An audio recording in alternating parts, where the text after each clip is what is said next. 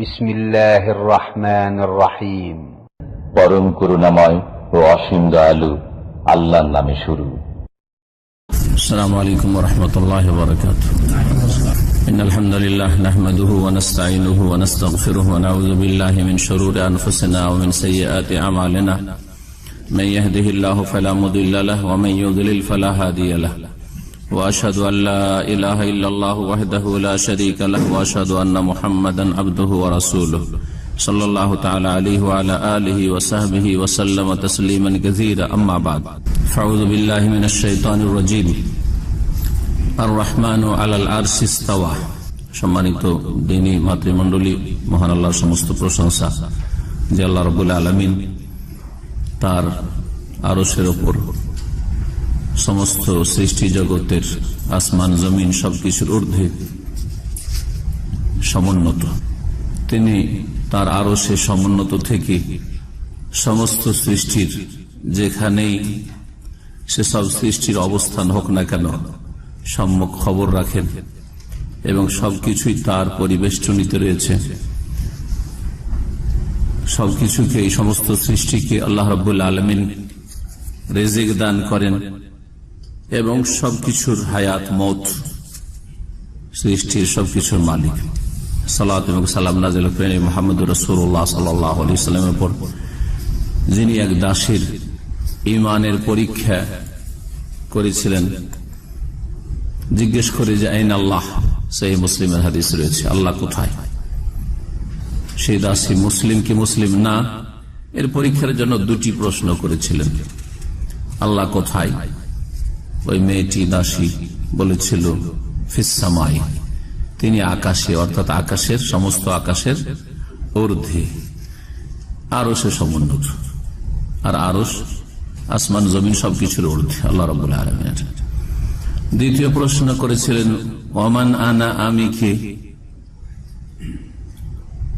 তখন উত্তরে সেই মহিলা বা সেই মেয়েটি বলেছিল, দাসী, আনতা রাসূলুল্লাহ সাল্লাল্লাহু আলাইহি ওয়াসাল্লাম, তুমি রাসূলুল্লাহ বা আপনি আল্লাহর রাসূল সাল্লাল্লাহু আলাইহি ওয়াসাল্লাম। নবী সাল্লাল্লাহু আলাইহি ওয়াসাল্লাম ওই দাসীর মালিককে, মনিবকে বলেছিলেন সেই সময়, যে মনিব চাইছিল ওই মেয়েটিকে স্বাধীন করতে, আতিকহা ফাইন্নাহা মুমিনাহ, এই মেয়েটিকে স্বাধীন করে দাও, কারণ এটি হচ্ছে ঈমানদার।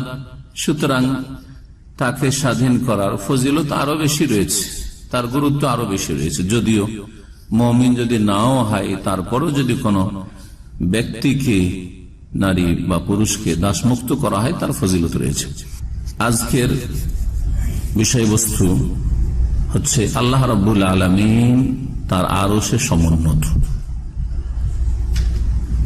সমস্ত সৃষ্টি জগতের ঊর্ধ্বে। এই বিষয়টি আকীদা ওয়াসিতিয়ায় 3 বার করে এসেছে।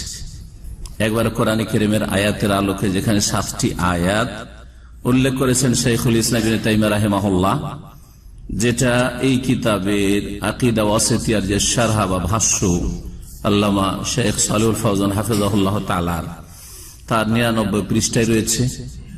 আর তারপরে রাসূলুল্লাহ সাল্লাল্লাহু আলাইহি ওয়াসাল্লামের 3টি হাদিস নিয়ে এসেছেন একবার, যেটা এই কিতাবের 143 পৃষ্ঠায় রয়েছে। আর তারপরে আরেকবার আলোচনা করেছেন তিনি তার বক্তব্যের মাধ্যমে, ইবনে তাইমিয়া রাহিমাহুল্লাহ তিনি নিজের বক্তব্য পেশ করেছেন, সেটা এই কিতাবের আকীদা ওয়াসিতিয়ার শারহ বা ভাষ্যের 163 পৃষ্ঠায় 3 জায়গায় রয়েছে। এই 3টি বিষয় নিয়ে আমাদের কিন্তু আলোচনা হয়ে গেছে। আমাদের আকীদা ওয়াসিতিয়ার যে ধারাবাহিক দর্স বা আলোচনা চলছে, তার 22টি পর্ব অলরেডি হয়ে গেছে, তাই না? আজকে 23তম পর্ব। আজকে নতুন একটি আলোচনা, যেটা কোরআন কারীম কালামুল্লাহ, এই সম্পর্কে রয়েছে, সেটা আগামী সপ্তাহে ইনশাআল্লাহ হবে। আজকে হবে এই বিষয়টি, যে বিষয়টি নিয়ে ভারত, বাংলাদেশ, পাকিস্তানে জনগণ তো দূরের কথা, আলেম সমাজের মধ্যে ভ্রান্তি রয়েছে, দলালাত রয়েছে, গুমরাহি রয়েছে। আল্লাহ রাব্বুল আলামিন কোথায় বলা যাবে না, কোন দিক বলা যাবে না, আল্লাহ রাব্বুল দিক থেকে মুক্ত, আশআরী মতবাদ। এবং এতে সাধারণ আলেম সমাজ নয়, বড় বড় আলেমদের বিভ্রান্তি হয়েছে, যাদের নামে অনেকে প্রতারিত, যাদের লিখনিতে বেশ কিছু ভালো বিষয় থাকায় তাদের যে বড় বড় আকীদার ত্রুটিগুলি রয়েছে সেগুলি চোখের আড়ালে চলে গেছে বা ঢেকে রেখে দেওয়া হয়েছে, বা সেগুলিকে মনে করা হচ্ছে যে হক, সেগুলিকে মনে করা হচ্ছে হক। সেটা কি? বাতিলটাকে ভুলটাকে সহি, বাতিল কি হক, হ্যাঁ, মিথ্যাকে সত্য মনে করা হচ্ছে। সুতরাং এসব ভ্রান্ত আকীদা থেকে সতর্ক করা ফরজ। এই জন্য এই বিষয়টি আজকে আরো স্পষ্ট করব। আকীদা ওয়াসিতিয়া থেকে প্রথম, আর তারপরে প্রসিদ্ধ একটি তাফসীর রয়েছে যেটা সহিহ সুন্নাহ ভিত্তিক তাফসীর নয়। অনেক আকীদার বিভ্রান্তি যে তাফসীর রয়েছে সেই তাফসীর থেকে সে মুফাসসিরের, যে তাফসীরের ক্ষেত্রে অনেকেই মানুষকে উৎসাহিত করে থাকে বিভ্রান্তির কারণে, নিজেই ভুল বুঝে আছে ইসলাম, যার ফলে বলে যে আপনার অমুক তাফসীর পড়বেন, ওয়াজ মাহফিলে এসে বলে। সেই তাফসীরে এই ধরনের মারাত্মক আকীদাগত মাসলা মাসাইল নাই, জামিন জোরে নাচতে, রফেদিন করবো না, হাত কোথায় বাঁধবো, এগুলি মাসলা নয়, এগুলি সুন্নাহর মাসলা, বরং আকীদার সমস্যা, একেবারে কোরআন এবং সুন্নাহ বিরোধী আকীদা। সাহাবায়ে কেরাম, তাবেঈন, তাবা তাবেঈন, আইম্মায়ে আরবা এবং মুহাদ্দিসিন কেরামদের যে সালাফে সালেহিনদের আকীদা, সেই আকীদার একেবারে বিপরীত আকীদা, ভ্রান্ত আকীদা। কিন্তু এমন ভাবে ভুলের প্রচার হয়েছে যে জনগণ মনে করেছে এটাই তো ঠিক, এটা তো ঠিক, আল্লাহর জন্য দিক বলা যায়। কেউ বললো আল্লাহ সর্বত্র বিরাজমান, কেউ বললো আল্লাহ কলবে কলবে, হ্যাঁ, যত কলব তত আল্লাহ, যত কল্লা তত আল্লাহ, হ্যাঁ, সবকিছুতেই বিরাজমান, ইত্যাদি ইত্যাদি। এইরকম বহু গুমরাহি কথা ছড়িয়ে আছে। এইসব গুমরাহি থেকে সতর্ক যদি না করা হয় আর মানুষ যদি ফিরে না আসে, তো বড়ই গুমরাহির মধ্যে অন্ধকারে থেকে মরে যাবে, আর নাজাত বড় মুশকিল হয়ে যাবে। আসুন আপনাদেরকে প্রথম আকীদা ওয়াসিতিয়া থেকে শোনাই, পৃষ্ঠা নম্বর 99। বলছেন শেখ সালেহুল ফওজান হাফিজাহুল্লাহ তাআলা, ইমাম ইবনে তাইমিয়া রাহমাতুল্লাহ আলাইহি যে আয়াতের কালেকশন গুলি, তার উপর একটা করে তিনি অধ্যায় কায়েম করেছেন, হ্যাঁ, হেডলাইন। সেটা হচ্ছে ইসবাতু ইস্তিওয়াইল্লাহি আলা আরশিহি, আল্লাহর আরশে সমুন্নত থাকার প্রমাণ। আল্লাহ তার আরশে সমুন্নত এর প্রমাণ।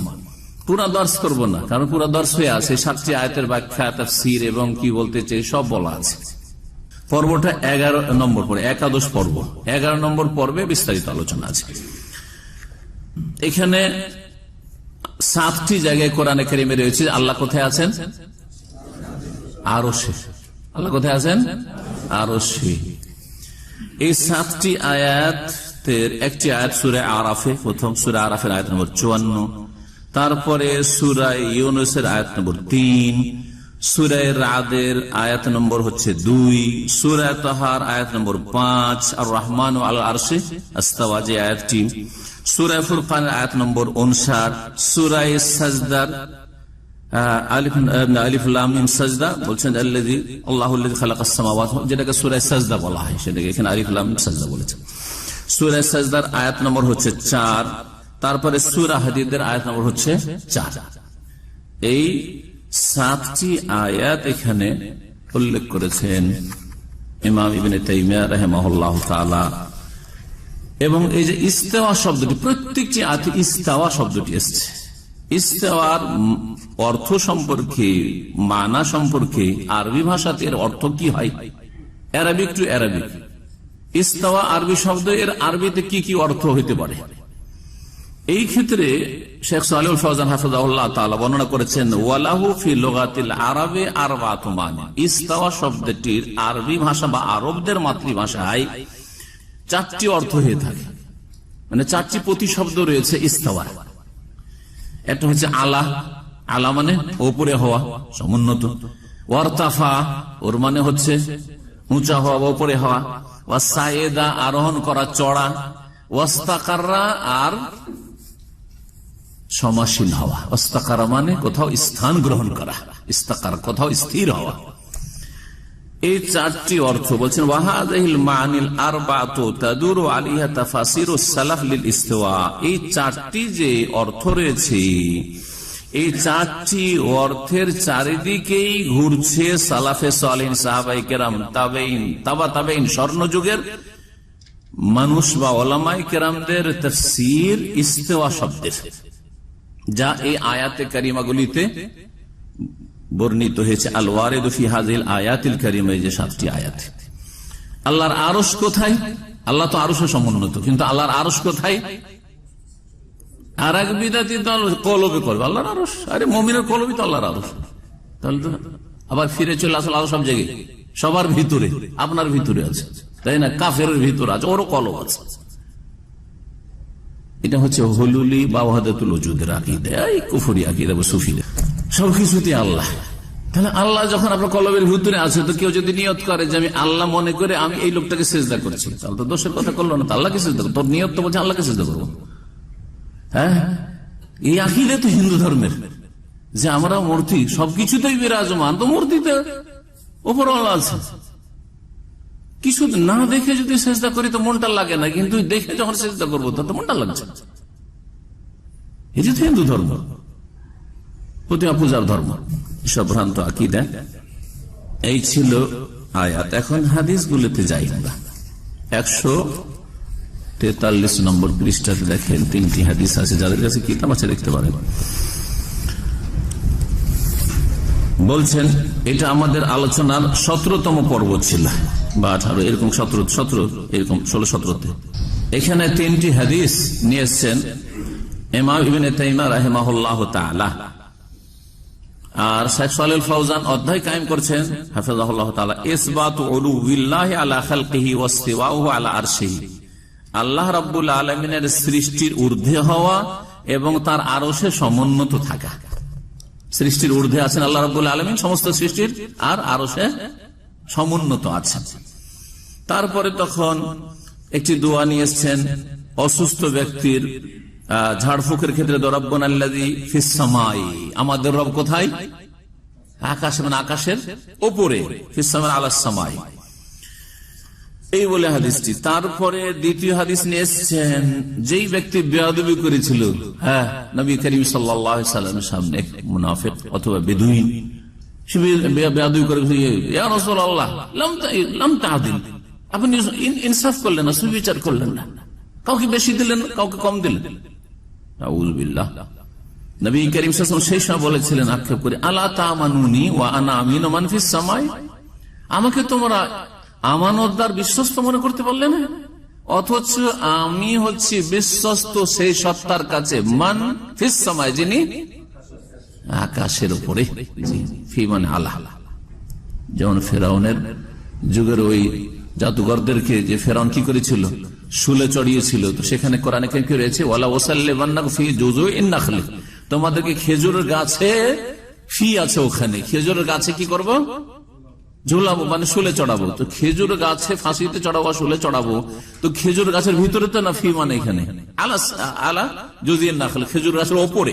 জি হ্যাঁ, তো ফি আলার অর্থে আরবি ভাষায় হয়, এটা সাধারণ আরবি ভাষীও জানে। তৃতীয় হাদিস ছিল ওই যে দাসীর হাদিস, আইন আল্লাহ কালাত ফিস সামা, কালা মান আনা, কালা আনতা রাসূলুল্লাহ, কালা আতিকা ফাইন্না মুমিন, রাওয়াহু মুসলিম। সহিহ মুসলিমের হাদিস 537 নম্বর হাদিস। জি, তাহলে 3টি হাদিস আর 7টি আয়াত দেখি জানলাম যে আল্লাহ কোথায়?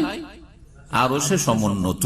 আল্লাহর আরশে থাকা আল্লাহর মতো, হ্যাঁ, যেমন আল্লাহর শানের উপযোগী হয়, আল্লাহর জন্য যেটা উপযুক্ত হইতে পারে, কারোর সাথে কোনো তুলনা নেই। এই বিষয়গুলি বিস্তারিত আলোচনা হয়েছে, যেগুলো আর পেশ করব না। তারপরে দেখেন ইবনে তাইমিয়া রাহিমাহুল্লাহ 163 পৃষ্ঠায় কি বলেছেন,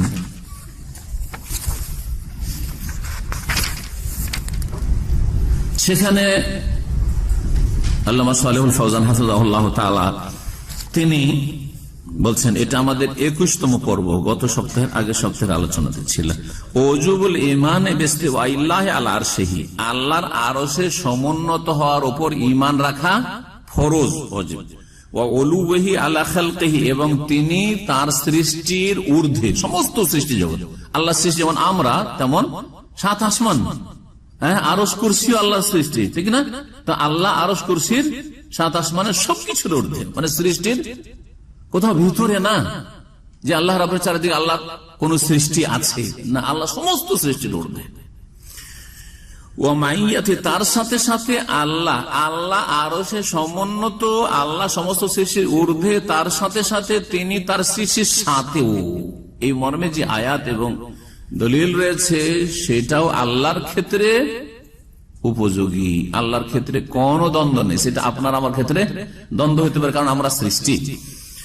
ও আন্নাহু লা তানাফিয়া বাইনাহুমা, আর এই উভয় বিষয়ের মাঝে কোনো বিরোধ নেই, যে আল্লাহ আরো সে সৃষ্টির ঊর্ধ্বে আর আল্লাহ আবার আমাদের সাথে, দুটোতে কোনো বিরোধ নেই। বিরোধ কার মগজে ঢুকবে? যার মগজে আল্লাহকে প্রথম তুলনা করে ফেললো, যে আমাদের তো এটা হয় না, যে আমার ওপরে আছে আবার নিচে আছে, এটা কেমন হতে পারে? না, আল্লাহর কারোর সাথে কোনো কিছুর সাথে তুলনা চলবে না। এতে বিস্তারিত আলোচনা করেছেন শাইখুল ইসলাম ইবনে তাইমিয়া রাহিমাহুল্লাহ তাআলা। আর শেষখানে তিনি বলছেন যে চন্দ্র তো আমাদের সাথে থাকে, এটাও তো আমরা বলি, অথচ চন্দ্র কত দূরে আছে। তো চন্দ্র আল্লাহর সামনে, আল্লাহর ক্ষুদ্র সৃষ্টি, সেই সম্পর্কে যদি বললেন চাঁদ আমার সামনে, এইখানে থাকলে আপনার সাথে, চাঁদ আপনার সামনে, বলছে চাঁদ আমার সাথে, দেশে বাংলাদেশে গেল আমার সাথে, অস্ট্রেলিয়া গেল আমার সাথে, আমেরিকা কানাডা গেল আমার সাথে, এই চাঁদ। অথচ আল্লাহর সামনে আল্লাহর ক্ষুদ্র সৃষ্টি। তো আল্লাহ রাব্বুল আলামিন তার আরশে সমুন্নত সমস্ত সৃষ্টি ঊর্ধ্বে থেকে আপনার আমার সাথে, কোনো বিরোধ নেই এতে। তাই বলছেন ওয়া হুয়া সুবহানাহু ফাওকা আরশিহি, আল্লাহ সুবহানাহু ওয়া তাআলা তার আরশের উপরে, কিন্তু রাকিবুন আলা খালকিহি, তিনি তার সৃষ্টি জগৎকে পর্যবেক্ষণ করছেন, মুহাইমিনুন আলাইহিম, এবং তার আধিপত্য সমস্ত সৃষ্টির উপর রয়েছে, মুত্তালিউন আলাইহিম, সবকিছুর সূক্ষ্ম খবর রাখছেন, এলাকায় যালিক মানি রুবুবিয়াতি, এছাড়াও যেসব অর্থ আল্লাহ রাব্বুল আলামিনের সাথে হওয়ার হতে পারে, আমভাবে খাসভাবে, দুটোর বিস্তারিত আলোচনা এর আগে করা হয়েছে। তো এই ছিল আল্লাহ রাব্বুল আলামিন সম্পর্কে। আল্লাহ রাব্বুল আলামিনের আরশ কোথায়? এ কথা বলতে গিয়ে বলা হয়নি। কোথায়?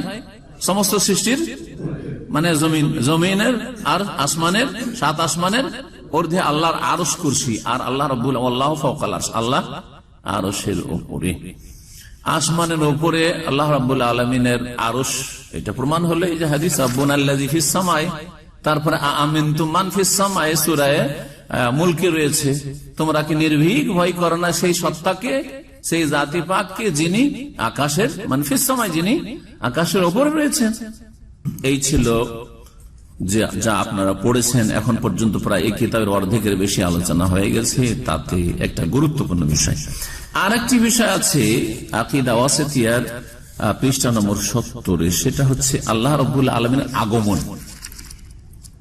আল্লাহ আসবেন কখন?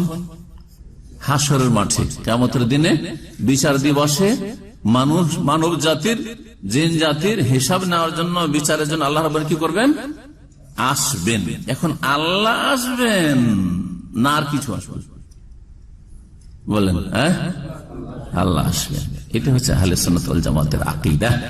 এটা হচ্ছে সাহাবায়ে কেরামের আকীদা, যা রাসূলুল্লাহ সাল্লাল্লাহু আলাইহি ওয়াসাল্লাম থেকে নিয়েছেন, তাবেঈনরা সাহাবায়ে কেরাম থেকে নিয়েছেন, তাবেঈনরা তাবেঈনদের থেকে নিয়েছেন, আর তাবেঈন তাবেঈনের যুগের আইম্মায়ে কেরাম, চার ইমাম আবু হানিফা, শাফি, মালিক, আহমদ, আর মুহাদ্দিসিন কেরাম, বুখারী, মুসলিম, সমস্ত আইম্মায়ে কেরামরা এই আকীদার উপরেই যুগ যুগ ধরে ছিল।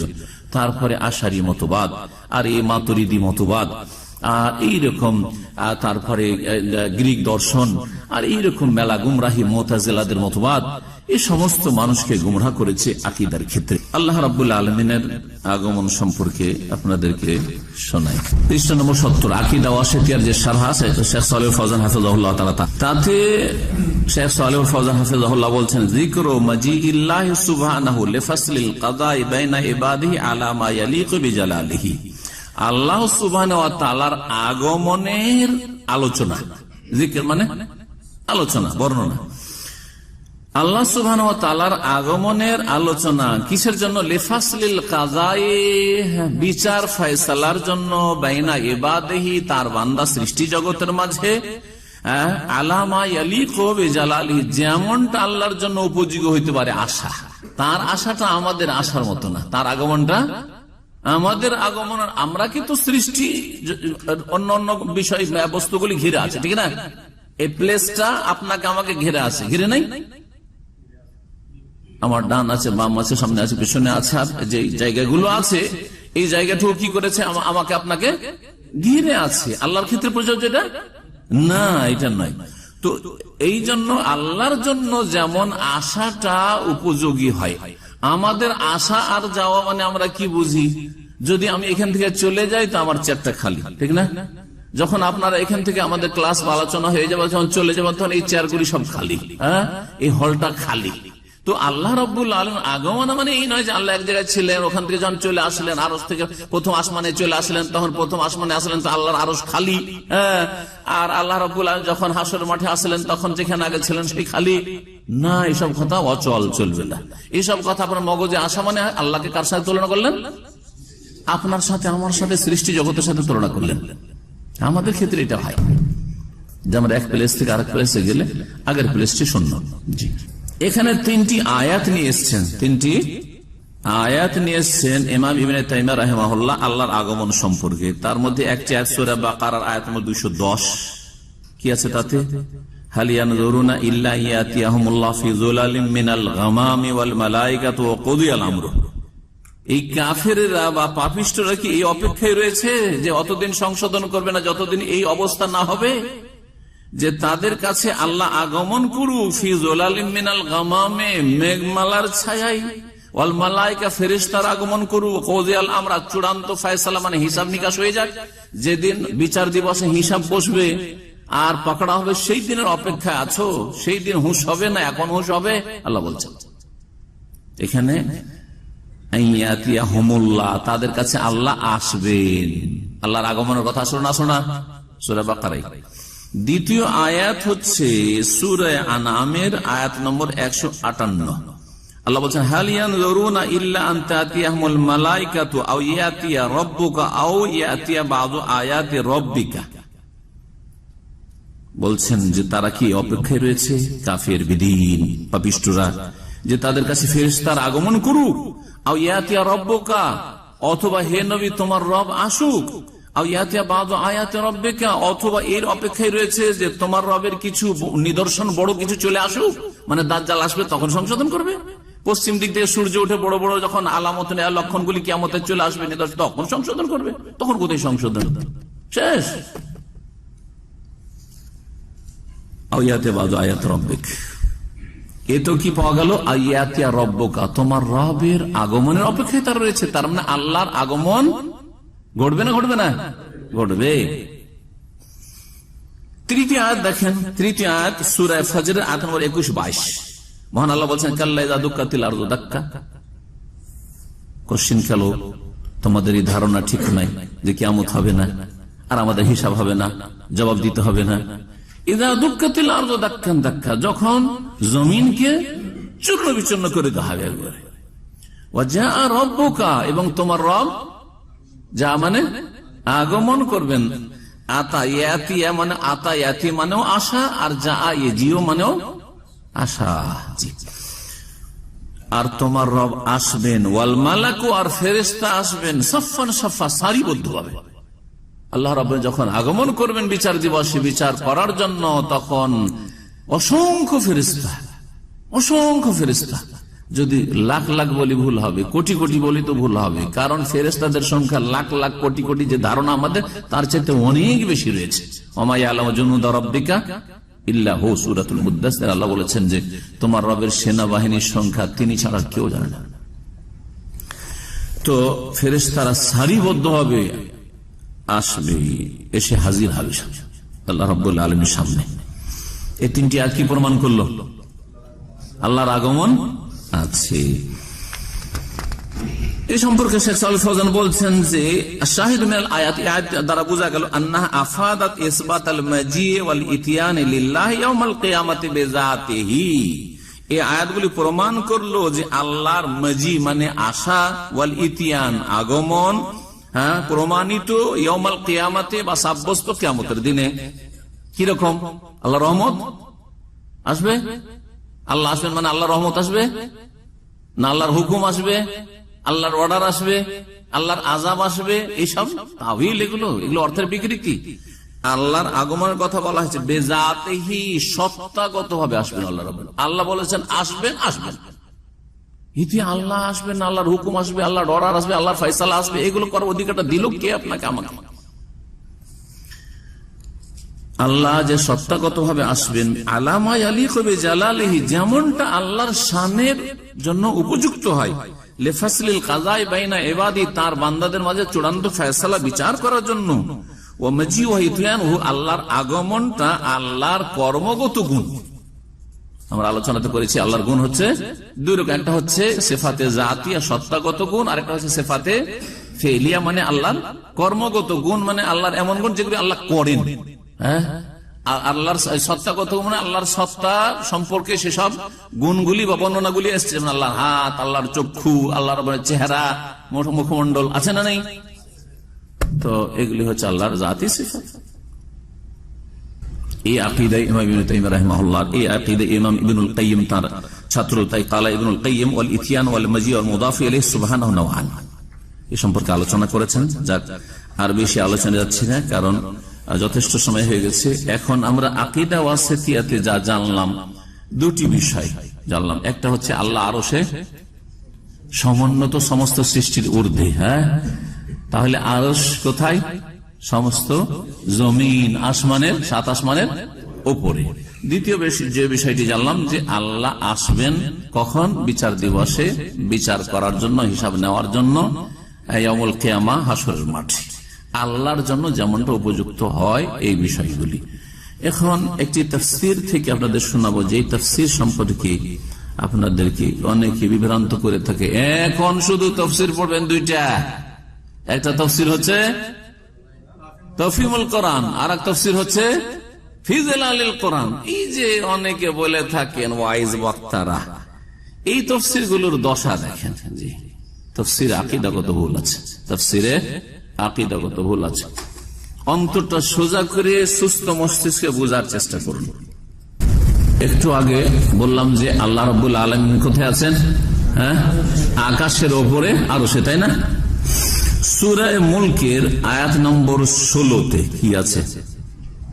একটু পড়লাম আয়াতটি, আমিনতুম মান ফিস সামাই আন ইয়াখসিফা বিকুমুল আরদা ফাইযা হিয়া তামুর, তোমরা কি নির্ভীক হয়ে গেছো সেই সত্তাকে বলে, সেই আল্লাহকে বলে যিনি আকাশে রয়েছেন। তিনি কোথায় রয়েছেন? স্পষ্ট আয়াত, আন ইয়াখসিফা বিকুমুল আরদা, যে তোমাদের পৃথিবীকে, জমিনকে ধসে দেবেন। আল্লাহ ইচ্ছা করলে জমিনকে ধসিয়ে একবারে নিশ্চিন্ন করে দিতে পারেন। তোমরা একটু ভয় করো না? এই জমিনে তোমরা পাপ করছো, পাপে ডুবে আছো। এই হচ্ছে আয়াত। এই আয়াতের তাফসীর করতে গিয়ে সৈয়দ আবুল আলা মওদুদী রাহিমাহুল্লাহ গফারা লাহু এবং তার বিভ্রান্তি থেকে বাকি যারা বেঁচে আছে তাদেরকে যেন আল্লাহ রাব্বুল আলামিন নাজাত দান করেন, ফিরে আসার তৌফিক দান করেন, আর তিনি যে আমল নিয়ে চলে গেছেন নেক আমল কবুল করেন, আর ভুলগুলি আল্লাহ মাফ করে দেন। কারণ ইচ্ছা করে উনি ভুল করেননি, ভুলের শিকার হয়েছেন। মানুষ ভুলের ঊর্ধ্বে না, কিন্তু সবচেয়ে বড় সমস্যা যে মাসলা ফিকহি, মাসলা মাসাইলের ভুল নয়, আকীদাগত ভুল, যার ফলে তারপরেও বলবো যে তিনি একজন মুসলিম এবং দিনের অনেক খেদমত করেছেন, কিন্তু আকীদাগত ভুল, সেই জন্য সতর্ক করা ফরজ, আর আপনাদের ফিরে আসা ফরজ। যেখানে ফিকহি মাসলাতেও যদি হক স্পষ্ট হয়ে যায়, ফিরে আসা ফরজ। তারপরে বলবেন যে একটা সুন্নতি নাই ছুটলো, কিন্তু এটা সুন্নত ছুটাছুটির ব্যাপার নয় যে একটা সুন্নতি না হয় ছুটেছে, এই সুন্নতের নেকিটা না হয় কমেছে, না, এরকম বিষয় নয়।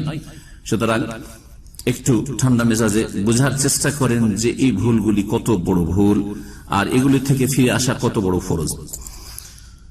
টিকা নম্বর 25 আমি আপনাদেরকে শোনাবো উর্দু তাফসীর থেকে, কারণ বাংলা তাফসীর আমার কাছে সবগুলি নেই, যদিও এক দুটো তাফসীরুল কোরআনের ছিল নসময়, কিন্তু উর্দুগুলি সবগুলি আলহামদুলিল্লাহ এক ভাই জাযাহুল্লাহ খায়র তার কাছে ছিল, সবগুলি দিয়ে গেছেন শেখ তৌসিফুর রহমান হাফিজাহুল্লাহ তাআলা, পাকিস্তানের যে ভালো একজন উর্দুর দায়ী, তিনি সবগুলি কিতাব 25-30টা কিতাব আমাকে দিয়ে গেছে। আর সবগুলিতে সুবিধা করা আছে কি, ওনার এইটুকু কাজ করা আছে যে পাতা নম্বর গুলি দিয়ে উনি শুরুতে রেখে দিয়েছেন, এখানে পাতা নম্বর গুলি দেওয়া আছে, আমাকে শুধু পাতা নম্বরটা দেখতে হবে, আপনাদের পড়ে শুনে হবে, সুবিধা হয়েছে। জি, বাংলা নিয়ে আসলে এক তো পড়ার জন্য লম্বা একটা সময় ব্যয় করতে হবে, খুঁজি, আর না হয় গোটাটাই এপার থেকে ওপার পড়ে শেষ করতে হবে, আর তারপরে আপনাদের সামনে তারপরে সেই কিতাবগুলি নিয়ে আসা এখানে। আর এইরকম যেগুলিতে এই আকীদাগত ভুল ভ্রান্তি আছে সেই কিতাবগুলি এখানে নিয়ে আসাও হচ্ছে বেআইনি, আইন বিরোধী কাজ। এই জন্য উর্দু থেকে পড়ে শোনাচ্ছি আর তার বাংলায় তর্জমা করে দেবো। উর্দু থেকে পড়াতে একটা ফায়দা আছে যে উর্দু হচ্ছে অরিজিনাল কিতাব মৌলানা মওদুদীর, বোঝা গেছে না? তিনি উর্দু ভাষায় লিখেছেন, তিনি আরবি ভাষার কোন স্কলার ছিলেন না, উর্দু ভাষায় কিতাব লিখেছেন। তার মাতৃভাষা উর্দু ছিল, তার সাহিত্যিক ভাষা উর্দু ছিল, তার লেখাপড়ার ভাষা উর্দু ছিল। ভারতের মানুষ পাকিস্তান হিজরত করেছিলেন। জি হ্যাঁ, তো বলছেন এই আয়াতের তাফসীর, আয়াত কি শোনাইলাম, আমিনতুম মান ফিস সামাই, তোমরা কি নির্ভীক ভয় করো না সেই সত্তাকে যিনি আকাশে রয়েছেন। এখন শুনেন উনি কি বলছেন। বলছেন टीका नंबर 25 से, इसका ये मतलब नहीं है कि अल्लाह ताला आसमान में रहता है। এই আয়াতের অর্থ এটা নয় যে আল্লাহ আসমানে আছেন, বুঝা গেছে না?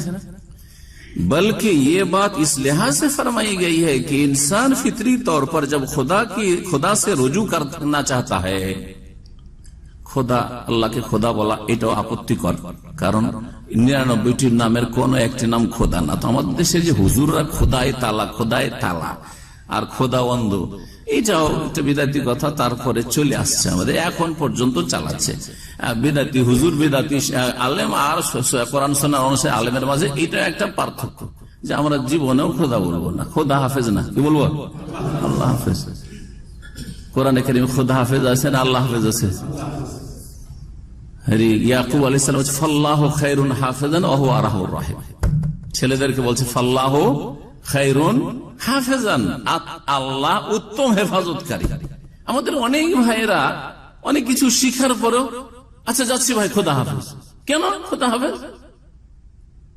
হ্যাঁ, আল্লাহ বলতে কষ্ট লাগছে নাকি আপনাকে? বদ অভ্যাস কেন আপনাদের? জি হ্যাঁ, তারপরে বিদায়ের সময় সুন্নতি দোয়া, এটা আল্লাহ হাফেজ নাই, সুন্নতি দোয়া হচ্ছে বিদায় নেওয়া দেওয়ার ক্ষেত্রে আস্তাউদুল্লাহ দীনাকুম ওয়া আমানাতাকুম ওয়া খাওয়াতিম আমালিকুম। জি হ্যাঁ, কিন্তু এমনি আমার বানানো দোয়া বলছি, এই হিসাবে যদি বলি, সেটা যদি আমারও জানা থাকে আপনার জানা থাকে সেটা আলাদা বিষয়, কিন্তু সুন্নতি দোয়া মুখস্থ করলাম না, আজ সারা জীবন শুধু আল্লাহ হাফেজ করলাম, এটা একটা প্রশ্ন চিহ্ন, বোঝা গেছে না? আপত্তিকর কথা। তো বলছেন যে কেন আল্লাহ আসমানের কথা বলা হলো, আমিনতুম মান ফিস সামাই, তোমরাকে ভয় করো না সেই সত্তাকে যিনি আকাশে। বলছেন যে এই জন্য বলা হয়েছে যে ইনসান ফিতরি তौर पर जब खुदा से रुजू करना चाहता है, মানুষ যখন প্রাকৃতিক ভাবে আল্লাহর দিকে প্রত্যাবর্তন করে তো আসমান কি তরফ দেখতে হয়, কোন দিকে তাকায়?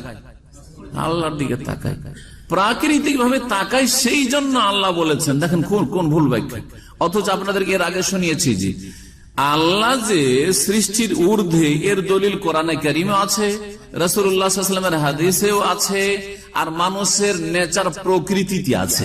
এটা হলো দলিলুল ফিতরা, আমাদের প্রকৃতিতে একটা দলিল আছে কি, যে আমাদের নেচারটা কোন দিকে যায়, আল্লাহকে খোঁজার জন্য উপরে, এটাই দলিল যে আল্লাহ উপরে আছে। কিন্তু উনি উল্টে দিচ্ছেন, বলছেন না না আল্লাহ উপরে নাই, বরং মানুষের প্রকৃতি উপর দিকে যায়, সেই জন্য আল্লাহ মানুষের অনুযায়ী বলেছেন। কিভাবে উল্টে দিলেন, গোলমাল করে, তাই না? কিন্তু এই গোলমালগুলি কি সাধারণ মানুষ বুঝবে? তফসির পড়তে বলছেন ভুল তফসির। দোয়া মাংতা है तो आसमान की तरफ हाथ उठाता है, দোয়া চাই তখন কোন দিকে হাত উঠায়? आकाशेर दिखे उठाए। किसी आफत के मौके पर सब सहारों से मायूस होता है तो आसमान का रुख करके खुदा से फरियाद करता है। যখন সবকিছু থেকে নিরাশ হয়ে যায় যে আমি নিরুপায় হয়ে গেছি, তখন কোন দিকে? আকাশের দিকে চেয়ে কি করে? खुदा से फरियाद करता, আল্লাহর কাছে কি করে? फरियाद করে। कोई नागहानी बला आ पड़ती है, कोई बाला मुसीबत असले तो कहता है ये ऊपर से नाजिल हुई है, হ্যাঁ, যদি বালা মুসিবত আসে তাহলে আমার ওপর থেকে কি হয়েছে, বালা মুসিবত নাযিল হয়েছে। গैर मामूली तौर पर हासिल होने वाली चीज के मुताल्लिक कहा था ये आला बाला साई है। অসাধারণ কিছু নিয়ামত যদি পায়, কি করে আপনি এত দূর এগিয়ে গেলেন বা এটা পেলেন? বলছে উপরের দান। হ্যাঁ, বলে না, এই জন্য বলেছে আল্লাহ আসলে উপরে টুপরে না, কিন্তু যে মানুষের প্রকৃতিটা এটা রাখা আছে, সেই জন্য বলা হয়েছে এই আয়াতে। अल्लाह ताला की भेजी हुई किताब को कुतुबे समावी आसमानी किताब कहा जाता है। আসমানি কিতাব বলছি না, আল্লাহর কিতাব বলি। এইটাকে মাঝে মাঝে আসমান থেকে আল্লাহ নাজিল করেছেন। বলছে এটা কেন বলা হয় আসমানি কিতাব? अल्लाह ताला की भेजी हुई किताबों को कुतुबे समावी या कुतुबे आसमानी कहा जाता है। আসমানি কিতাব বলা হয়, কিন্তু আল্লাহ যে উপরে আছেন আর ওই দিক থেকে নাজিল করেছেন আসমানি কিতাব, ওইটা রাজি না। এই ব্যাখ্যা মানতে রাজি না। দেখেন তারপরে সহিহ মুসলিমের হাদিসটা উনি বর্ণনা করছেন যে আইন আল্লাহ কালা ফিস সামায়ে। বলছেন আবু হুরায়রা की रिवायत है कि एक शख्स एक काली लौंडी को लेकर आया, रसूलुल्लाह सल्लल्लाहु अलैहि वसल्लम की खिदमत में हाजिर हुआ और अर्ज किया कि मुझ पर एक मोमिन गुलाम आजाद करना वाजिब हो गया है, क्या मैं इस लौंडी को आजाद कर सकता हूँ? हुजूर सल्लल्लाहु अलैहि वसल्लम ने इस लौंडी से पूछा अल्लाह कहाँ है? उसने उंगली से आसमान की तरफ इशारा कर दिया। तो এটা তো স্পষ্ট দলিল যে আল্লাহ কোন দিকে আছে। তারপরে মানতে আছেন যে ইশারা করলে এটা তার প্রকৃতিতে আছে, তার মানে তার বিশ্বাস আছে আল্লাহর উপর। বাস, আল্লাহ উপর দিকে না, আসলে উদ্দেশ্য এটা যে আল্লাহ উপর দিকে আছে, তার বিশ্বাসটা প্রমাণিত হলো যে আল্লাহর প্রতি বিশ্বাস আছে। আশ্চর্যের কথা। তাহলে কি করলেন? আল্লাহর আসমানের উপরে থাকা আর আল্লাহর আরশে থাকা, এই বিষয়গুলিকে তিনি কি করলেন? এখানে উড়িয়ে দিলেন। জি হ্যাঁ, আরশ। জি হ্যাঁ, যদি আয়াত আর সূরা জানেন না তাহলে বাংলাতেও এটা খুঁজে পাওয়া যাবে, কিন্তু এগুলো খুঁজাতে বেশি পরিশ্রম করবেন না। কারো যদি সন্দেহ হয় আমার কথাতে, তখন তিনি খুঁজবেন। আর বাকি না, এই বই তাহলে আমি পড়ি না, আপনার শ্রম ভুল পথে করবেন না। আপনার সহি আকীদা শিখতে অনেক বাকি, আপনার সহি কিতাব আকীদা আমল জানার ক্ষেত্রে, ইলম হাসিল করার অনেক কিছুই বাকি রয়েছে। কি শিখেছেন ইসলামে? সুতরাং এইসব বিদাতি কিতাব পড়ায় সময় নষ্ট করবেন না। এটা ভালো আলেমদের পড়ার জন্য, অথবা কারো যদি সন্দেহ হয় যে কথাগুলি ঠিক কিনা, অরিজিনাল কিতাব একটু চেক করি, তো তার জন্য শুধু ব্যাস। সূরা মারিজ, সূরা মারিজের তাফসীরে কি বলছেন শুনেন।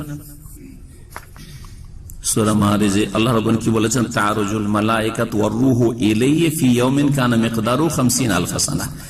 ফেরেশতা এবং রূহ মানে জিবরাইল আলাইহিস সালাম তার দিকে আরোহণ করে, চড়ে। কার দিকে? আল্লাহর দিকে, ঠিক না? আল্লাহর দিকে চড়ে মানে আল্লাহ তাহলে উপরে আছেন। এই যে প্রমাণ হলো কোরআন দ্বারা আল্লাহ উপরে আছেন, এইটারও অপব্যাখ্যা করছেন মাওলানা মওদুদি। টিকা নম্বর 4 বলছেন এই সূরার তাফসীরে যে और अल्लाह ताला के बारे में भी ये तस्वुर नहीं किया जा सकता कि वो किसी खास मकाम पर रहता है। আল্লাহ সম্পর্কে এই ধারণা করাই যাবে না যে তিনি কোন বিশেষ স্থানে আছেন। বোঝা গেছে? আরো সে আছেন মানে সৃষ্টির ঊর্ধ্বে, এটা বলা তো দূরের কথা। তাসাউর মানে কি? ধারণা, থিঙ্কিং। ধারণা করা যাবে না, क्योंकि उनकी जात जमान और मकान के कोयूल से मुनाज़्ज़ा है। আল্লাহর সত্তা কাল এবং স্থান থেকে পবিত্র, কাল এবং স্থান থেকে পবিত্র। আল্লাহর জন্য তাহলে দিক ইশারা করা যাবে না, আল্লাহ ওই দিকে আছে বলা যাবে। এই দুটি বিষয় হলো, তাহলে কি জানতে পারলেন? যে উনি আল্লাহ রাব্বুল আলামিনের আরশে সমুন্নত হওয়া, আর তারপরে আল্লাহ রাব্বুল আলামিনের আসমানে থাকার বিষয়ে তিনি তাবিল করছেন, অপব্যাখ্যা করছেন, বলছেন না না না, আল্লাহ রাব্বুল আলামিনের ক্ষেত্রে বলা যাবে না এরকম। আরেকটি বিষয় কি আলোচনা করলাম? ওয়াজা রাব্বুকা ওয়াল মালাকু সাফফান সাফফা। এই আয়াত, যে আয়াতকে ইমাম ইবনে তাইমিয়া রাহমাতুল্লাহ আলাইহি দলিল হিসেবে পেশ করে সূরা ফাজর আয়াত নম্বর 21 আর 22, তাতে কি আছে? যে রব আসবেন কিয়ামতের দিনে এবং ফেরেশতারা সারিবদ্ধভাবে আসবেন, তাই না? এই আয়াত হচ্ছে আয়াত নম্বর 22। তাই বলছেন আয়াত নম্বর 22 তাফসীরে টিকা নম্বর 16 বলছেন আসল আলফাজ হে যা রব্বুকা। বলছে আসল শব্দ কোরআন হচ্ছে যা রব্বুকা, মানে তোমার রব আসবেন। যদিও মাজি অতীতের সেগা, অতীতের ক্রিয়া, কিন্তু অর্থ হচ্ছে আসবেন।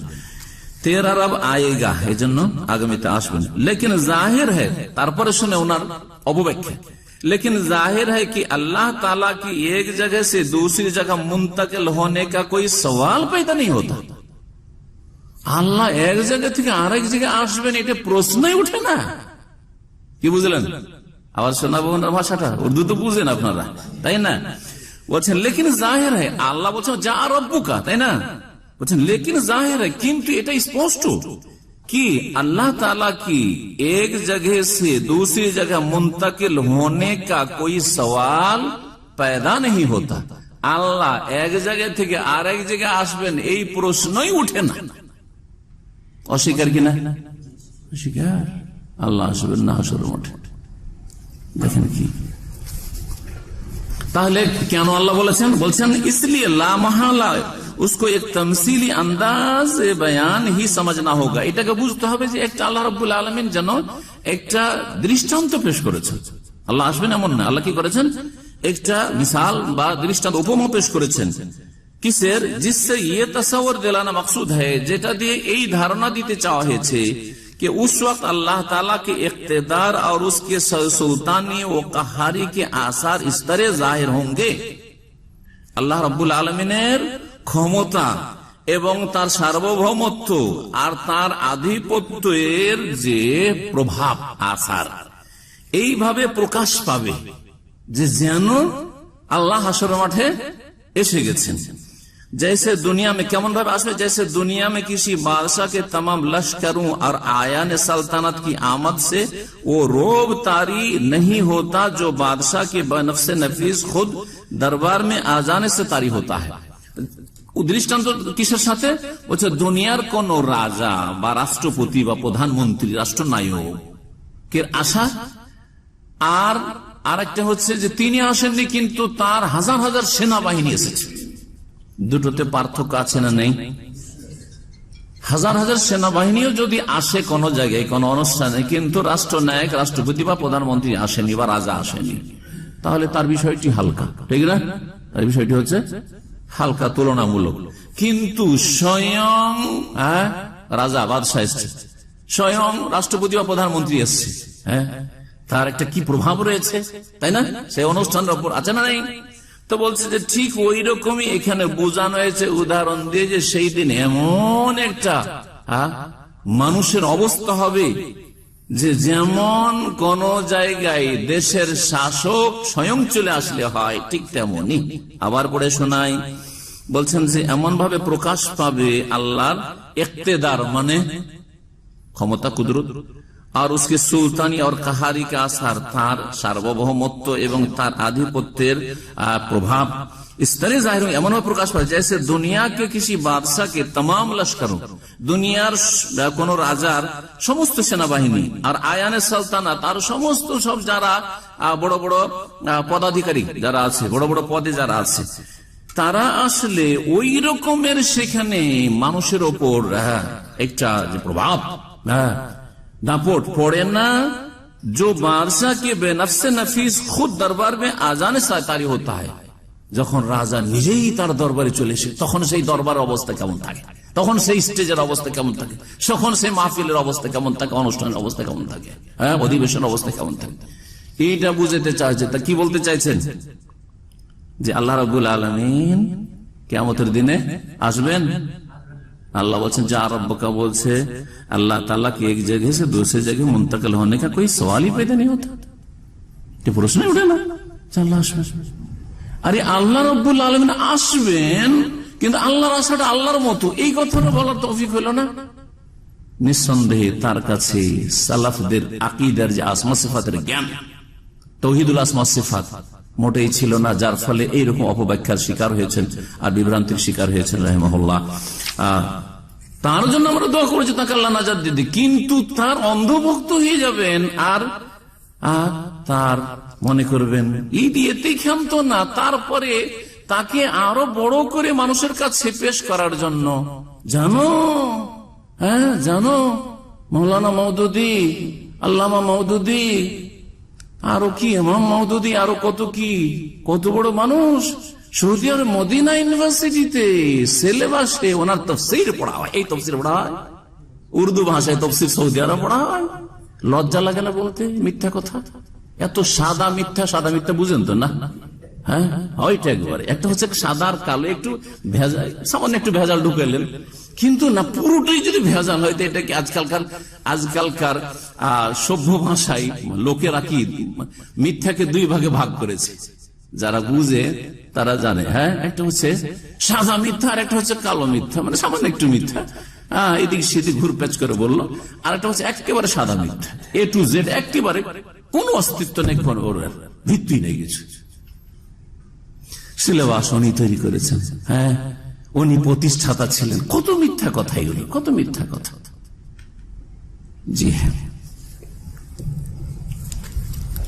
মৌলানা মওদুদীর দ্বারা যে খেদমত হয়েছে, এই খেদমত ভালো খেদমত হয়েছে আর মন্দ হয়েছে, এই দুটো ইনশাআল্লাহ তাআলা কোন একটা অনুষ্ঠানে শোনাবো। আজকে শুনবেন? হ্যাঁ, যদি রেগে থাকেন আজকের আলোচনা তাহলে শোনাবো। জি হ্যাঁ, ইনশাআল্লাহ তাআলা আমার বাকি কিতাবগুলি থেকে যখন আলোচনা হবে তখন শুনিয়ে দেবো, চলবে? আরেকটি বিষয়, এই তাফসীর, এটা হচ্ছে তাফসীরের 6 খণ্ডেই তাফসীর আছে, যেমন তেমন তাফসীর না। জি হ্যাঁ, কিন্তু আকীদাগত এত বড় ভুল ত্রুটি। 6ষ্ঠ খণ্ড, এটা শেষ খণ্ড। তার সূরা ইযা জা নাসরুল্লাহ তাফসীরে কি বলেছেন একটু শোনাই দিই শেষখানে। ইযা জা নাসরুল্লাহ তাফসীরে বলছেন তিনি, আল্লাহ রাব্বুল আলামিন কি বলেছেন? ইযা জা নাসরুল্লাহি ওয়াল ফাতহু ওয়া রাআইতান নাসা ইয়াদখুলুনা ফি দীনিল্লাহি আফওয়াজা ফাসাব্বিহ বিহামদি রাব্বিকা ওয়াস্তাগফিরহু ইন্নাহু কানা তাওয়াবা। যখন আল্লাহর সাহায্য চলে আসবে আর বিজয় চলে আসবে, ওয়া রাআইতান নাসা, লোকজনকে দেখবে, ইয়াদখুলুনা ফি দীনিল্লাহ, আল্লাহর দিনে প্রবেশ করছে, দীক্ষিত হচ্ছে, আফওয়াজান, দলে দলে, একটা দুটো করে, লুকিয়ে লুকিয়ে না, দলে দলে, হাজারে হাজার আসচার ইসলামে প্রবেশ করছে। তখন জানবে, হে নবী সাল্লাল্লাহু আলাইহি ওয়াসাল্লাম, তোমার কাজ এখন কমপ্লিট হয়েছে, যে ডিউটির জন্য তোমাকে দুনিয়ায় পাঠিয়েছিলাম, দিনের দাওয়াতের জন্য। এখন কি করতে হবে? এখন তোমার দুনিয়ার যখন কাজ শেষ হয়ে যে উদ্দেশ্যে পাঠিয়েছিলাম, তাহলে আখিরাতে পাড়ি দেওয়ার জন্য প্রস্তুতি নাও। নিজের ব্যক্তি জীবনের সম্বল বাড়াও, নেক আমল আরো ইবাদতবন্দি কিছু বাড়াও। এই দাওয়াতের কাজ এখন হয়েছে, বার্ধক্য চলে আসছে।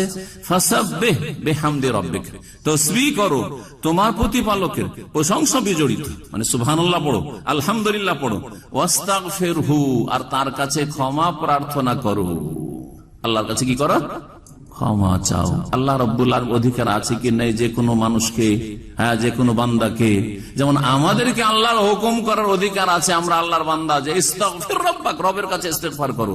আম্বিয়া রাসূলকে আল্লাহ রাব্বুল আলামিন অধিকার আছে না নেই? কারণ তারাও আম্বিয়া রাসূলগণ আল্লাহর গোলাম, ঠিক না?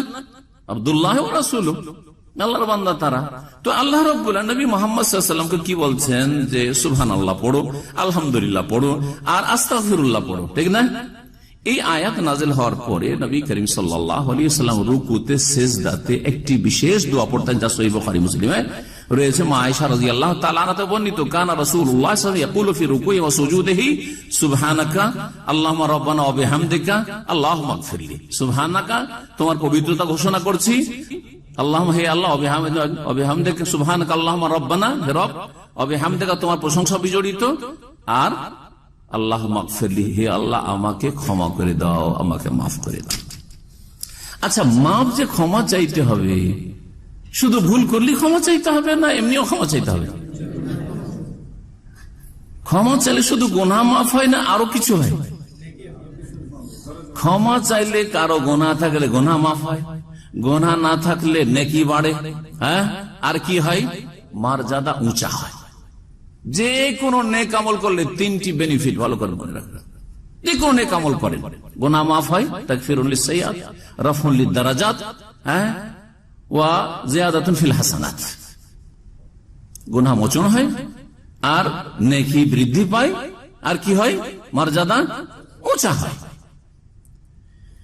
এখন আল্লাহ রাব্বুল আলামিন নবী মুহাম্মদ সাল্লাল্লাহু আলাইহি ওয়াসাল্লামকে যেহেতু বললেন ক্ষমা চাইতে, ইন্নাহু কানা তাওয়াবা, মওলানা মওদুদী এই সূরার টিকা নম্বর 4 বলছেন, यानी अर्थात अपने रब से दुआ मांगो कि जो खिदमत उसने तुम्हारे सुपुर्द की थी उसको अंजाम देने में तुमसे जो भूल चूक या कोताही भी हुई हो उसे चशमपोशी और दरगुजार फरमाए। বলছেন উর্দুগুলো খুব হার্ড উর্দু, এই সাধারণ মানুষের বোঝার মতো না। বলছেন যে রবের কাছে দোয়া করো হে নবী সাল্লাল্লাহু আলাইহি ওয়াসাল্লাম, কি जो खिदमत उसने तुम्हारे सुपुर्द की थी, যেই খিদমত করা তোমার উপর ন্যস্ত করে, তোমার কাঁধে বা তোমার উপর ন্যস্ত করেছে আল্লাহ রাব্বুল আলামিন। কি খিদমত? কি খিদমত? বাল্লিগ মা উনজিলা ইলাইকা মির রাব্বিক, রবের পক্ষ থেকে যা নাযিল হচ্ছে কি করো? পৌঁছিয়ে দাও, পৌঁছিয়ে দাও। এটা হচ্ছে কোরআন সুন্নাহর তাবলীগ। বাল্লিগ মা উনজিলা, যা নাযিল হচ্ছে, নাযিল হচ্ছে ওহী, কোরআন এবং হাদিস। আর ফাজাইল আমল, কিসসা কাহিনী, আর জাল ঘটনা বলি, আর কেরামতের ছড়াছড়ি, আর মিথ্যা আর ছড়াছড়ি, আর কোন কোথা থেকে কবর থেকে হাত বেরিয়ে চলে আসলো, কোথায় সালামের জবাব চলে আসলো, এসব জালিয়াতি কথা প্রচার করা তবলিগ। এটা মানুষের মন গড়া তবলিগ। আর ইসলামের তবলিগ হচ্ছে ওহীর তবলিগ। মা উনজিলা ইলাইকা মির রাব্বিকা, হে নবী তোমার রবের পক্ষ থেকে যা তোমার প্রতি নাজিল করা হয়েছে, নাজিল করা হয়েছে কোরআন এবং সুন্নাহ। সুতরাং কোরআন এবং হাদিসের যদি ওহীর তবলিগ করেন তাহলে সেই তবলিগ আমরা একমত। আর যদি বলেন যে তবলিগি নেশাবের কোর্স মাওলানা জাকারিয়া সাহেব তৈরি করে সেটা তবলিগ করব, তাহলে সেই তবলিগটা ইলিয়াসি তবলিগ, সেটা ইসলামী তবলিগ নয়। জি, যেই তবলিগে এসে মানুষ বিদআত করছে, আর অনেক শিরকি কথাও তাতে রয়েছে, পড়ছে, অন্ধ হয়ে পড়ছে, আর সেটা কত সবের আশায় একেবারে এমন ইজতিমাতে আসছে যেটা তাদের বিশ্ব ইজতেমা হয়ে গেছে। অথবা ইসলামের মুসলিমদের বিশ্ব ইজতেমা একমাত্র আরাফা। এই গুমরাহি থেকে আল্লাহ মুসলিমদেরকে ফিরে আসার তৌফিক দান করেন। বলছিলাম যে মওদুদী সাহেব কি বলছেন, আল্লাহর কাছে দোয়া করো। আল্লাহ বলছেন নবীকে কি, যে जो खिदमत उसने तुम्हारे सुपुर्द की थी, যেই খেদমত করা তোমাকে দায়িত্ব দিয়েছিলেন, उसको अंजाम देने में, সেটা আঞ্জাম দিতে গিয়ে, মানে সেটা আদায় করতে গিয়ে तुमसे जो भूल चूक, जो भूल भ्रांति, যে ভুল ভ্রান্তি হয়েছে, ইয়া কোতাহি, অথবা যেই কি হয়েছে ঘাটতি বা ত্রুটি হয়ে গেছে, হ্যাঁ, उससे চশমপুশি আর দরগুজার ফরমা, সেটাকে আল্লাহ উপেক্ষা করে। চশমপুশি মানে ভুল দেখার পরেও নজরটা ফিরিয়ে নেওয়া। এটাকে চশম মানে ফার্সি শব্দ এগুলো, কিন্তু চশম মানে হচ্ছে আঁখ, চক্ষু। চশম মানে হচ্ছে চক্ষু, আর পুশি মানে পুশিদা। পুশিদা মানে কি? গোপনীয়। তো যেটাকে বলা হচ্ছে এড়িয়ে যাওয়া বা উপেক্ষা করা, দেখার পরে চোখ ফিরিয়ে নেওয়া, চোখ ফিরিয়ে নেওয়া। দেখছেন যে আপনার বাচ্চা একটা ছেলে দুষ্টামি করছে, তারপর আরে বাচ্চা মানুষ করছে, দেখবো না, দেখলেও লজ্জা পাবে বা ভয় পাবে। হ্যাঁ, অথবা আপনার একজন দেখছেন যে কোন ওয়ার্কার এমন কাজ করছে যেটা উল্টা কাজ, আর আপনি দেখে ফেলেছেন যে একটা ভুল করেছে, যদি আমি এখনই ওর দিকে ভালো করে দেখি তো ওর পালপিটেশন তো শুরু হয়ে যাবে। তখন করে কি, যারা উদার মনের মালিক তারা কি করে, হ্যাঁ, উপেক্ষা করে। ও দেখেও যেন না দেখার ভান করে, দেখেও যেন না দেখার ভান করে। এটাকে চশমপুশি বলা হয়। হ্যাঁ, চোখ ফিরিয়ে না। তো আল্লাহর কাছে নবী সাল্লাল্লাহু আলাইহি ওয়াসাল্লামকে দোয়া করতে বলা হয়েছে যে হে নবী তুমি দোয়া করো যে আমি যে দায়িত্ব পেয়েছি, আল্লাহ তুমি যে দায়িত্ব দিয়েছো, এই দায়িত্ব পালনে গিয়ে যে ভুল চুক মানে ভুল ভ্রান্তি হয়েছে, অথবা কোতাহি মানে যে ত্রুটি হয়েছে বা গাফিলতি হয়েছে, এইগুলি থেকে আল্লাহ তুমি চশমপুশি করো, এগুলোকে তুমি উপেক্ষা করো, আর দরগুজার ফরমা মানে ক্ষমা করে দাও। তার মানে কি বলতে চাইছেন, নবী করিম সাল্লাল্লাহু আলাইহি ওয়াসাল্লামের দায়িত্ব পালনে কি হয়েছে, ত্রুটি, ঘাটতি, ভুলচুক যা হয়েছে হয়েছে, এরকম কথা বলতে চাইছেন না। এই বিষয়টি এমন আপত্তিকর যে বিষয়টি দেওবন্দি ওলামারাও, ওলামায়ে দেওবন্দ, তাবলীগীরা, কওমীরা, এরা এটাকে তাদের অনেক কিতাব লিখেছে মওদুদী, আর মওদুদীর যে জামাত সম্পর্কে তার মধ্যে একটি কিতাব ফিতনায়ে মওদুদিয়া ওদের লেখা আছে, বহু কিতাব ওরাও লিখেছে। তাতে এই বিষয়টি তুলে ধরে তো তারা একবারে বড় ধরনের ফতোয়া দিয়ে দিয়েছে মওলানা মওদুদীর ওপর। তাদের ফতোয়া আছে, তাকফিরি ফতোয়া আছে, কাফের ফতোয়া আছে। আমরা কোন মুসলিমকে তাদের আকীদাগত ভুল থাকার কারণে অতক্ষণ কাফের বলে যতক্ষণ পর্যন্ত তার কাছে সহিটা পৌঁছে দেওয়ার ব্যবস্থা না হয়েছে, হুজ্জত কায়েম না হয়েছে।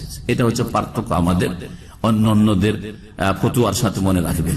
অথচ আমাদের ক্ষেত্রে মিথ্যা মানুষ ছড়ায় যে এরা সারা বিশ্বের মুসলিমদেরকে কি মনে করে, কাফের মুশরিক মনে করে। না, কখনো না। চিন্তা করুন মওদুদী বিষয়টি। ওলামায়ে আহলে হাদিস, ভারত, পাকিস্তান, বাংলাদেশের আহলে হাদিস ওলামারা মওলানা মওদুদীকে কেউ কাফের বলে না। তবে আকীদার ক্ষেত্রে বিভ্রান্তির শিকার, গুমরাহির শিকার, এটা ঠিক। পক্ষান্তরে দেওবন্দি ওলামা, হ্যাঁ, ভারত, বাংলাদেশ, পাকিস্তানের কওমি ওলামারা তাদের কাফের বলে ফতোয়া আছে। এই কথার জন্য যে নবীর ভুল দিয়েছে, নবীর ভুল হয়েছে, বা এই ধরনের আরো বেশ কিছু বিষয়কে তারা তুলে ধরে। তো এই কথাটি বলার উদ্দেশ্য হচ্ছে যে আমরা মধ্যমপন্থী, চরমপন্থী না। জি, মানুষের আকীদাগত ভুল, তারপরেও জরুরি নয় যে সে কাফের হয়ে যাবে। হতে পারে তার অজ্ঞতা ছিল, আল্লাহর কাছে তার ওজর আছে। আপনি বা আমি কি তার এই অজ্ঞতা দূর করার বা তার এই যে ভুল ধারণা দূর করার জন্য চেষ্টা চালিয়েছি বা ওখান পর্যন্ত পৌঁছিয়েছি আমাদের কথা কিনা? তারপরে যদি তিনি অস্বীকার করে থাকেন তখন অন্য বিষয় হতে পারে। হ্যাঁ, বেশ কিছু শর্ত রয়েছে কাউকে কাফের বলার জন্য, আর বেশ কিছু বাধাও রয়েছে, শুরুত এবং মাওয়ানে। এগুলো হচ্ছে জওয়াবেতুত তাকফির, যেগুলো আমাদের ভারত, বাংলাদেশ, পাকিস্তান অনেক আলেমরা, বিশেষ করে বিদাতরা তো খেয়ালই রাখে না। কার ওপর আক্রোশ হলো, দিল কাফের ফতোয়া, কিন্তু কাফের ফতোয়া দিয়ে যে নিজেই কাফের হয়ে গেলেন এর খবর নাই। আল্লাহ রাব্বুল আলামিন যেন হেদায়েত দান করেন এবং সব ক্ষেত্রে মধ্যম পন্থা অবলম্বন করার তৌফিক দান করেন। আর মধ্যম পন্থা হচ্ছে কোরআন সুন্নাহর দলিল মোতাবেক চলা, আর যারা কোরআন সুন্নাহর বিপরীত ভ্রান্ত আকীদা আছে তাদের থেকে উত্তম পন্থায় সতর্ক করা, উত্তম পন্থায় সতর্ক করা। এখানে আজকের আলোচনা শেষ করছি। তবে যে কথাটি বললাম যে নবী করিম সাল্লাল্লাহু আলাইহি ওয়াসাল্লামকে আল্লাহ ক্ষমা চাইতে কেন বললেন? মৌলানা বললেন যে ত্রুটি হয়েছে, হ্যাঁ, ঘাটতি হয়েছে বা ভুল হয়েছে, তাই না? এই কথা বলার দরকার ছিল না। বলতেন যে কোনো মানুষ, যে কোনো মুসলিম যতই বড় হোক না কেন, বা যে কোনো নবী যতই বড় নবী হোক না কেন, তারপরেও তিনি আল্লাহর বান্দা, সুতরাং তার মর্যাদা উঁচু করার জন্য তিনি ইস্তিগফার করবেন, হ্যাঁ, তার নেকি বাড়াবার জন্য তিনি ইস্তিগফার করবেন। তারপরেও আমরা বান্দা হিসাবে, হ্যাঁ, আল্লাহ রাব্বুল সকলেই গোলাম, আনতুমুল ফুকারাউ ইলাল্লাহ, সবে আল্লাহর মুখাপেক্ষী। সুতরাং আল্লাহর মাগফিরাতের মুখাপেক্ষী, যেমন আমরা তেমন আম্বিয়া রাসূলগণ আল্লাহ রাব্বুল আলামিনের রহমত মাগফিরাতের সবাই মুখাপেক্ষী। নবী মুহাম্মদ রাসূলুল্লাহ সাল্লাল্লাহু আলাইহি ওয়াসাল্লাম কি বলেছেন? ইন্নাহু লা ইয়াদখুলু আহাদুকুমুল জান্নাতা বিআমালিহি। এই হাদিসটা দিয়ে শেষ করছি। শুনে রাখো, কোশ্চেন কালেও তোমাদের কোন ব্যক্তি নিজের আমল দিয়ে, ঈমান দিয়ে জান্নাতে যেতে পারবে না। সাহাবীরা জিজ্ঞাসা করলেন, ওয়ালা আনতা ইয়া রাসূলুল্লাহ, এমনকি আপনিও? আর ইভেন আপনিও? আমরা নয় আমল দিয়ে জান্নাত যেতে পারবো না, কিন্তু আপনি রাসূলুল্লাহ, আপনি সাইয়্যিদুল মুরসালিন, আপনি খাতামুন নবীন, আপনার মাধ্যমে কত লোক হেদায়েত হচ্ছে, আর কত লোক কিয়ামত পর্যন্ত কুফরি আর পাপ থেকে যে হেদায়েত হবে, আপনিও নিজের আমল দিয়ে জান্নাত যেতে পারবেন না? নবী সাল্লাল্লাহু আলাইহি ওয়াসাল্লাম এই কথা বললেন যে না, আমি পারবো। বলেন ওয়ালা না, এমনকি আমিও নিজের আমল দিয়ে জান্নাতে যেতে পারবো না, ইল্লা আইয়াতাগাম্মাদানি আল্লাহু বিরাহমাতিন মিনহু, তবে আল্লাহ যদি, আরেকটি হাদিস রয়েছে, তবে আল্লাহ যদি আমাকে তার রহমত এবং মার্জনা মাগফিরাত দিয়ে ঢেকে নেন। তো রহমতের মুখাপেক্ষী, আল্লাহর মাগফিরাতের মুখাপেক্ষী সকলে, কেউ কম কেউ বেশি, নবী করিম সাল্লাল্লাহু আলাইহি সাল্লাম। এবং অবশ্যই রহমত এবং মাগফিরাতে ঢেকেছেন, তাই আল্লাহ সবচেয়ে উচ্চ মর্যাদা রাসূলুল্লাহ সাল্লাল্লাহু আলাইহি ওয়াসাল্লামকে দিয়েছেন, সবচেয়ে উচ্চ মর্যাদা দিচ্ছেন। কিন্তু এইভাবে তাফসীর করা বড় আপত্তিকর হয়ে গেছে। যেটা চিন্তা করুন আপনি, যে নবী সাল্লাল্লাহু আলাইহি সাল্লামের এই ভুল হয়েছে, সে ভুল হয়েছে, সেই জন্য আল্লাহ ক্ষমা চাইতে বলেছেন। না, ভুল না হলে ক্ষমা চাইতে বলবেন আল্লাহ রাব্বুল আলামিন, ভুল না হলেও ক্ষমা চাইতে বলবেন। এই জরুরি নাই যে আমি সালাম ফেরার পরে আস্তাগফিরুল্লাহ আস্তাগফিরুল্লাহ আস্তাগফিরুল্লাহ করো, যদি আমার জানা থাকে যে আজকে ভুল করেছি, তাহলে নাকি? চিন্তা করেন তো আপনি, আমরা করছি না যারা সুন্নতি তরিকায় নামাজ পড়ছি, সালাম ফেরার পরে আস্তাগফিরুল্লাহ আস্তাগফিরুল্লাহ আস্তাগফিরুল্লাহ, না আপনাকে দেখতে হবে যে আজকে ভুল করেছি কি করিনি। যদি দেখে জোহর আসর মাঝখানে তো কোনো ভুল করিনি, জোহর পড়ে খেয়েছি আর তারপর শুয়ে গেছি, আর তারপর দুইটা নামাজ পড়তেছি, তাহলে আস্তাগফিরুল্লাহ পড়বেন না? না পড়বেন? পড়তে হবে। জি হ্যাঁ, তো ঠিক ওই রকম নবী করিম সাল্লাল্লাহু আলাইহি ওয়াসাল্লামের কি আল্লাহ ইস্তিগফার করতে বলছেন, এর মানে এই না যে নবী সাল্লাল্লাহু আলাইহি ওয়াসাল্লামের ভুল ত্রুটি আমাকে দর্শাইতে হবে বা হইতে হবে, না, অবশ্যই না, অবশ্যই না। তো আল্লাহ রাব্বুল যেন আমাদেরকে হক কথা বোঝার তৌফিক দান করেন এবং হকের অনুসারী হওয়ার তৌফিক দান করেন, আল ভুল ভ্রান্তি থেকে আল্লাহ রাব্বুল মুক্ত হওয়ার তৌফিক দান করেন। যারা দুনিয়া থেকে মারা গেছেন ভুলের উপর, আর তাদের সঠিক জিনিস জানার ব্যবস্থা হয়নি, তাদেরকে আল্লাহ যেন মাফ করে দেন। আর যারা এখন বেঁচে আছেন ভুলের উপর, আল্লাহ যেন তাদের ভুল থেকে, বিভ্রান্তি থেকে, দলালা থেকে ফিরে আসার তৌফিক দান করেন। আর যারা হেদায়েতের উপর আছেন তাদেরকে আল্লাহ শুকরিয়া আদায় করার তৌফিক দান করেন যে আল্লাহ আমাকে আপনাকে হেদায়েত দান করেছেন, এবং এর উপর যেন আল্লাহ ইস্তিকামা অটলতা দান করেন।